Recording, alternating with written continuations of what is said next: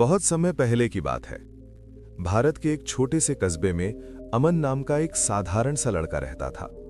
साधारण कपड़े, शांत स्वभाव और आंखों में कुछ कर गुजरने की चुपाग। अमन के पिता रामदत्त एक ईमानदार लेकिन गरीब व्यक्ति थे। वे कभी ऊंची आवाज में बात नहीं करते थे। लोग उन्हें कमजोर समझते थे, लेकिन अमन जानता था उसके पिता कमजोर नहीं, समझदार हैं। एक दिन अमन ने अपने पिता से पूछा, बाबा, आप कभी किसी से झगड़ा क्यों नहीं करते? जब लोग आपको धोखा देते हैं तब भी आप चुप क्यों रहते हैं? रामदत्त मुस्कुराए और बोले, बेटा, दुनिया दो तरह के लोगों से भरी है, जो ज्यादा बोलते हैं और जो ज्यादा समझते हैं। जो बोलते हैं वे जल्दी हारते हैं, जो समझते हैं वे देर से सही पर जीतते जरूर हैं। उस दिन अमन को यह बात पूरी तरह समझ नहीं आई, लेकिन ये शब्द उसके मन में गहरे बैठ गए। बचपन और पहला धोखा। अमन पढ़ाई में अच्छा था, लेकिन गरीबी के कारण उसे अक्सर ताने सुनने पड़ते। स्कूल में उसके दोस्त अपनी योजनाएं, सपने और घर की बातें खुलकर बताते थे। एक दोस्त बोला, मैं बड़ा होकर अधिकारी बनूंगा, सबको दिखा दूंगा। दूसरा बोला, मेरे पापा के पास बहुत पैसे हैं, मैं तो आराम से जीऊंगा। अमन चुप रहता। एक दिन स्कूल में प्रतियोगिता हुई। अमन ने अपनी तैयारी किसी को नहीं बताई। बाकी बच्चों ने सब कुछ पहले ही सबको सुना दिया, पर जब परिणाम आया तो पहला स्थान अमन का था। तभी उसे पहली बार एहसास हुआ, जो अपनी मेहनत को शोर नहीं बनाता वही असली नतीजा लाता है। पिता की बीमारी और असली परीक्षा। समय बीतता गया, अमन बड़ा हो गया। एक दिन उसके पिता गंभीर रूप से बीमार पड़ गए। घर में पैसे नहीं थे। रिश्तेदार आए, हाल पूछा, लेकिन मदद कोई नहीं। किसी ने कहा, सबको अपनी हालत बता दो, शायद लोग दया कर दें। अमन का मन डगमगाया, लेकिन पिता की बात याद आई। हर दर्द हर किसी को नहीं बताया जाता। अमन शहर गया। दिन में मजदूरी, रात को पढ़ाई। वो टूटा, थका, रोया, लेकिन चुप रहा।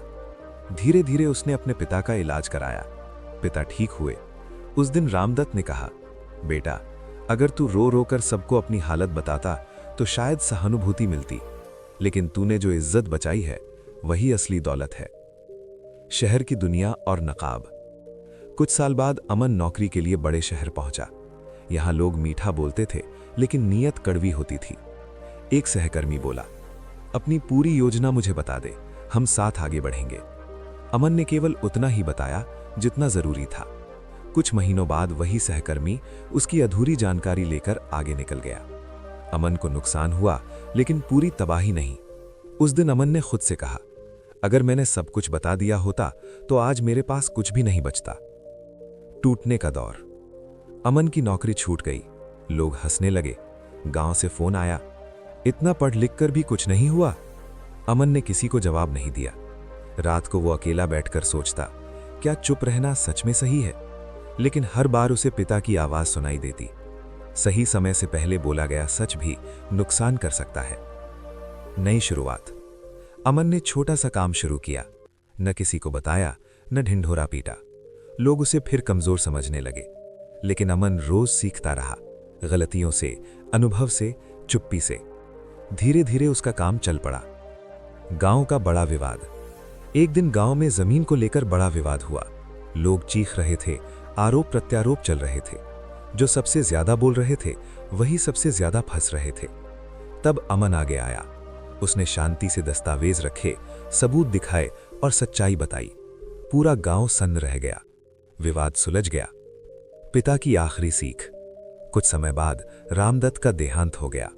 अंतिम समय में उन्होंने अमन का हाथ पकड़ा और कहा, बेटा, तूने साबित कर दिया कि खामोशी कमजोरी नहीं होती, ये सबसे बड़ा हथियार होती है। अंततः जीत। आज अमन सफल है। उसके पास पैसा भी है, सम्मान भी, लेकिन वो आज भी कम बोलता है। लोग उससे पूछते हैं, इतना सब कैसे किया? अमन मुस्कुराकर कहता है, मैंने बस सही समय का इंतजार किया। कहानी की सबसे बड़ी सीख, हर बात हर किसी को मत बताओ। अपनी योजनाओं, दुख और ताकत को संभाल कर रखो।